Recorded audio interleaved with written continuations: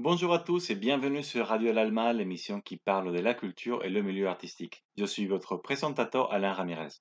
Aujourd'hui, nous vous présentons une émission avec Rui Frati, qui est directeur du théâtre de l'Opprimé et qui va nous présenter le festival Migration. Bonjour Rui. Bonjour, buenos dias. Je m'excuse de parler en français, mon espagnol étant trop habité par les portugais, ça ferait beaucoup de confusion. Non mais c'est très bien, on va parler en français. Alors, Rui, ce festival Migration, 14 ans déjà, qu'est-ce que tu peux nous dire par rapport à ça? Et première chose, faire bien attention qu'il y a un C qui mène bien la différence des choses. Migration, des actions qui bougent. C'est né de notre volonté de redonner à nos voyages, à nos rencontres internationales, à des artistes qui passèrent au théâtre, un retour en disant on vous aime, on crée un moment de fête, de rencontre, d'échange en essayant d'apporter le monde que nous connaissons au théâtre de l'opprimé. En effet, en 2005, il y a eu l'année du Brésil à Paris et nous avons créé une sorte de festival brésilien qui s'appelait Brasil Off, Brésil Off, qui était donc même soutenu par l'année du Brésil officiellement, etc. C'était un festival à part qui a produit des spectacles de musique, danse, théâtre, etc., d'artistes brésiliens un peu hors le gros circuit, même s'il y avait quelques-uns qui étaient très connus au Brésil et même à l'extérieur, comme Joyce, comme Marie Barnabé, mais plusieurs autres qui étaient moins connus.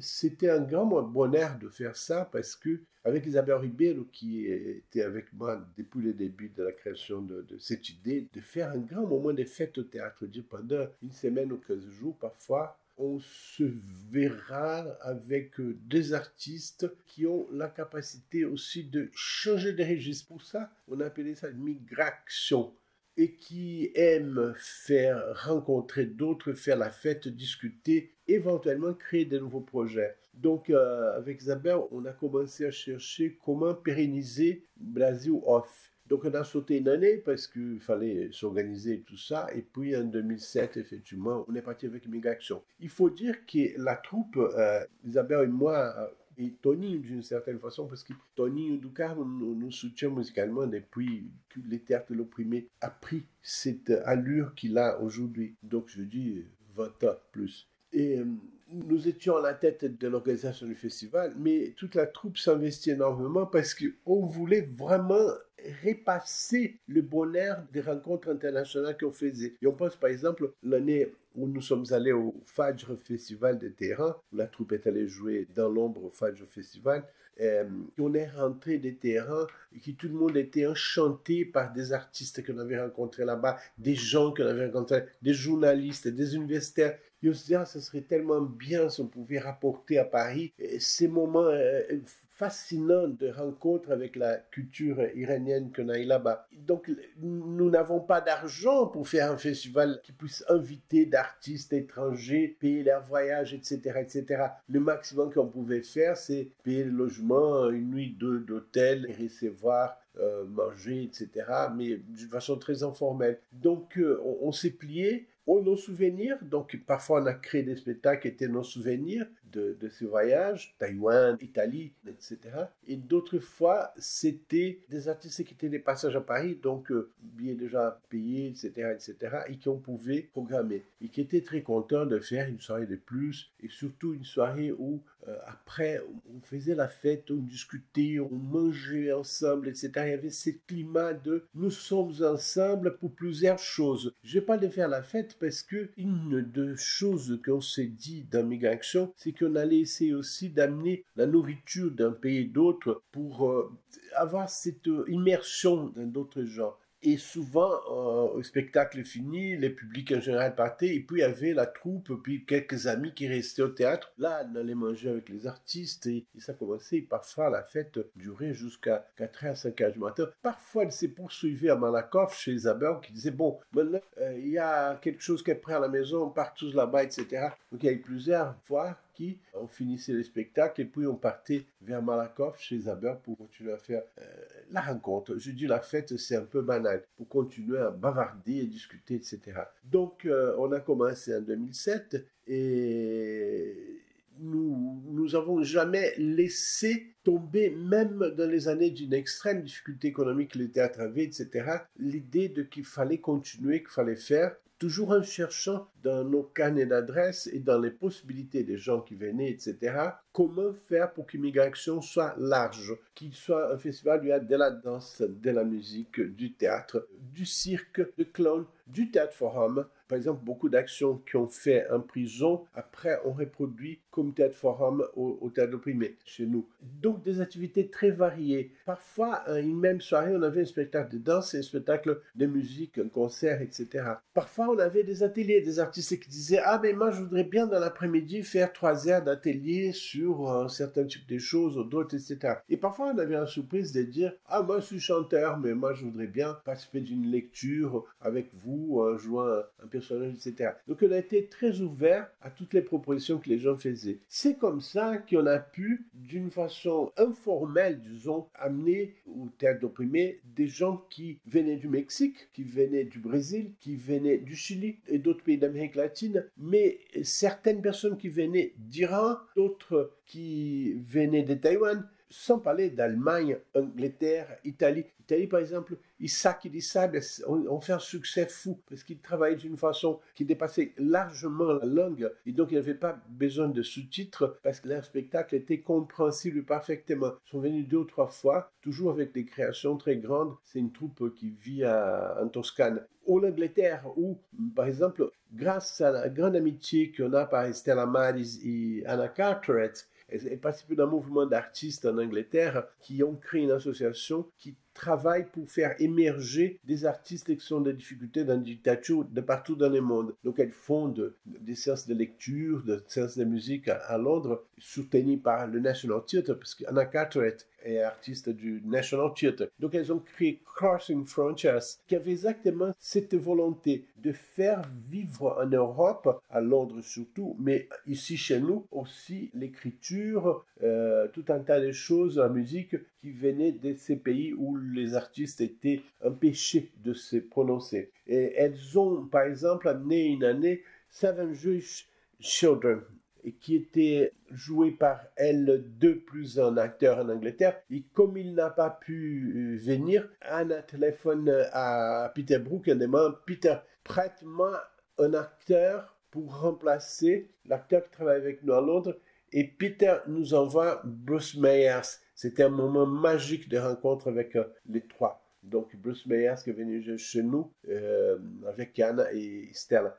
Et on a eu des surprises énormes. Parfois, une troupe de danse qui savait qu'on allait faire le festival, qui nous téléphonait et nous disait « Non, mais c'est complet, on ne peut plus, etc. » Je disais, si, on va le faire. On va le faire peut-être dans l'après-midi ou bien on va essayer de faire ailleurs si c'est le cas. Mais on était ouvert, et on est ouvert à tout ce qui puisse bouger. L'idée des migrations, c'est ça, des choses qui bougent, des gens qui savent passer d'un registre à l'autre, qui ne restent pas enfermés dans un petit monde qui est le sien. Il y a eu un moment magique il y a 2 ou 3 ans quand on commençait à parler l'Angleterre quitte l'Europe, etc. On a dit c'est pas exactement ça. D'ailleurs, l'Angleterre ne quittera jamais l'Europe. On ne va pas éloigner l'île de l'Europe. Bon, mais c'est la communauté européenne qui n'aura plus la présence de la Grande-Bretagne. Voilà. Mais donc, on a décidé, on a discuté ça avec José Ramón Fernández, qui est une grande amie, écrivain, dramaturge espagnol, qui est un grand ami.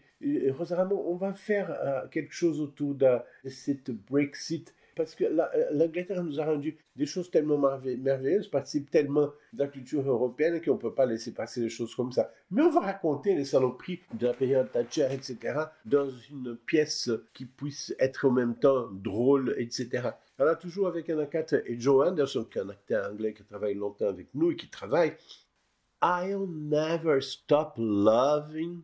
Voilà, la création s'appelait comme ça. Et raconter à peu près le début de la communauté européenne, et puis les années Thatcher, et puis d'autres choses, mais parler des Beatles, etc., en chantant beaucoup. On s'est beaucoup amusé, on était une quinzaine de personnes en scène. D'ailleurs, Alain, qui est le présentateur de ces programmes, il était dans ces projets aussi. Donc, on a pu construire ça, une production qui s'est construite sans un rond. Vous voyez, mais avec l'envie de tout le monde de dire, je suis présent, on fait, et ensuite on discute et on continue à penser, etc. Donc voilà, la volonté de migration, c'est créer un moment, en fin de saison, quand on est fatigué d'avoir travaillé toute l'année, qu'on rêve de vacances, on commence à avancer l'idée de vacances et dire, voilà, pendant une semaine ou 15 jours, on va être encore plus fatigué parce qu'on va travailler comme des dingues, parce que ça va finir tard, et parce que le lendemain, il faut recommencer, il y a un montage, il faut préparer des spectacles, etc., etc. Et puis les soirs, il y a parfois un ou deux spectacles, etc. Mais c'est en même temps comme si on commençait à se défaire des tensions qu'on a vécues pendant l'année. Or, l'année dernière, c'était une catastrophe parce que vraiment, on a dû annuler. On avait tout préparé en disant jusqu'à la dernière minute, si on nous permet, on le fera. Et puis, on s'est rendu compte que non, qu'on ne pouvait pas le faire. Donc, on a sauté l'année dernière.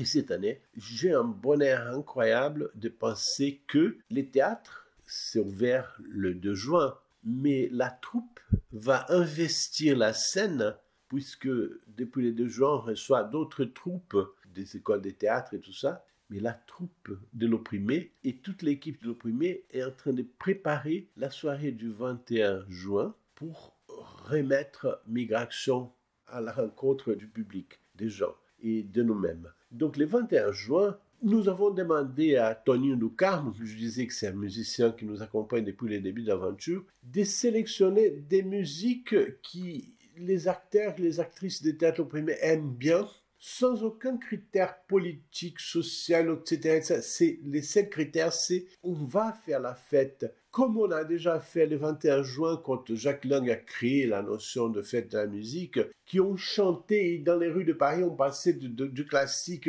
au contemporain, au moderne, populaire. Et cette confusion qui aujourd'hui s'est perdue beaucoup, non, c'est devenu un peu n'importe quoi la fête de la musique, et malheureusement.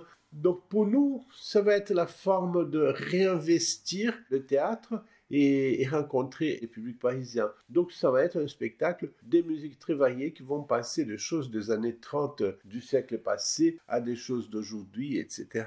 Où la troupe et, je ose dire, l'équipe entière du théâtre opprimé, parce que la troupe ne vit pas sans la collaboration active de toute l'équipe administrative, technique, etc. Donc nous sommes ensemble pour vous dire, venez faire la fête avec nous. Alors si vous ne pouvez pas traverser la mer, Alain va trouver sans doute moyen de restituer un petit peu ce qu'on fera cette dizaine de jours, n'est-ce pas? Mais tu parleras mieux que moi de cette dizaine de jours. La seule chose que je vais encore dire, c'est qu'on commence donc avec Crooners, cette proposition de Tony Lucam avec toute la troupe d'opprimés, et on clôture avec quelque chose qui pour nous est absolument super fondamental.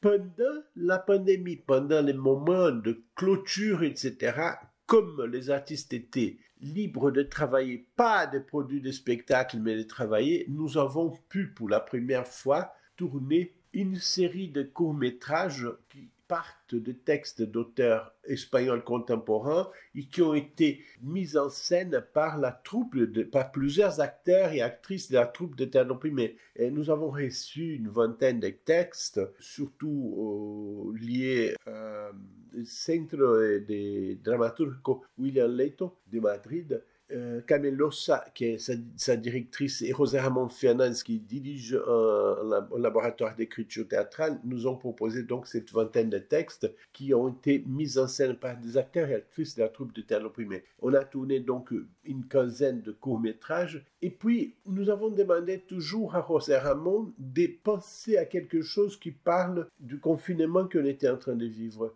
Et il nous a proposé encore 4 textes qui, traduits et soutenus par Laurent Bernardou. Nous avons construit un spectacle qui est Nobis. Le court-métrage apparaît globalement sous le nom de Alter, donc c'est l'émigré arrivant en Europe avec toutes ses difficultés. Et l'autre, c'est Nobis. Nobis, c'est nous qui vivons les confinements. Au théâtre et confiné, le théâtre confiné. Donc, une dizaine d'acteurs et actrices de l'opprimé, sous ma mise en scène, construit ces spectacles qui, comme ne pouvaient pas les jouer, a été transformé en long métrage. Donc, une équipe de professionnels du cinéma, Jules Amiot à sa tête, le réalisateur, est venu travailler avec nous et pendant une quinzaine de jours, on a tourné professionnellement 5, 6 fois la même scène, etc. Vraiment un rythme de cinéma, c'est qui est devenu donc un long métrage, une heure 10, et qui va clôturer les festivals Migration cette année. Mais comme les choses laissent toujours une racine, va clôturer les festivals Migration. Ça va nous permettre aussi d'analyser des choses que nous pensons qui sont très bien et d'autres qui sont moins bien, pour que ça se transforme à nouveau en un spectacle de théâtre qui sera joué en novembre 2021 au Théâtre L'Opprimé. Est-ce que j'ai trop parlé, Alain? Non, non, c'est très bien. Par contre, effectivement, on arrive à la fin de l'émission. Juste pour compléter un peu ce qu'il disait Rui à la fin, le festival se passe bien du 21 au 30 juin. Voilà. Tous les jours, vous allez découvrir un, deux, voire trois spectacles différents, surtout le week-end. Vous allez y découvrir du théâtre, de l'opéra, du cinéma, de la musique, de la danse, de la marionnette, du cabaret poétique, du clown et évidemment du théâtre forum, la plus célèbre des techniques de la méthode du théâtre de l'opprimé. Donc c'est assez complet. N'hésitez pas à réserver vos places en ligne sur la billetterie du théâtre, ainsi qu'à aller faire un tour sur le site théâtredelopprimé.com.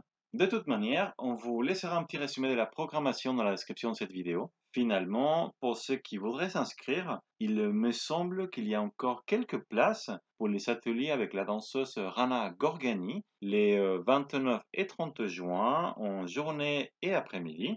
Puis il nous présentera également un spectacle le mardi 29 en soirée. Une Mais commémoration, comme elle dit, une commémoration, des voilà. suffidances de... Voilà. Donc n'hésitez pas à contacter le Théâtre de l'Opprimé pour vous inscrire. Sur cela, je vous souhaite une belle semaine et on se retrouve tous très vite au Théâtre de l'Opprimé. Très vite au Théâtre d'Opprimé. Merci beaucoup, Alain. Et j'espère que ceux qui ont fait de loin, de la France et qui vont arriver au Mexique, puissent se transformer un jour dans une rencontre présentielle. Avec Alain, nous rêvons depuis longtemps d'aller au Mexique, de faire des stages de formation, éventuellement un spectacle et tout ça. Et c'est ça notre volonté vis-à-vis de l'art et de la culture, c'est de rencontrer d'autres peuples, d'autres façons de lire et d'interpréter les choses et enrichir notre vocabulaire et échanger tout ça. Donc j'espère bien Alain qu'un jour on arrivera chez toi, dans un des chez toi. Merci beaucoup. Bien évidemment. Merci Rui. Belle journée et on se retrouve à l'Opprimé. À bientôt.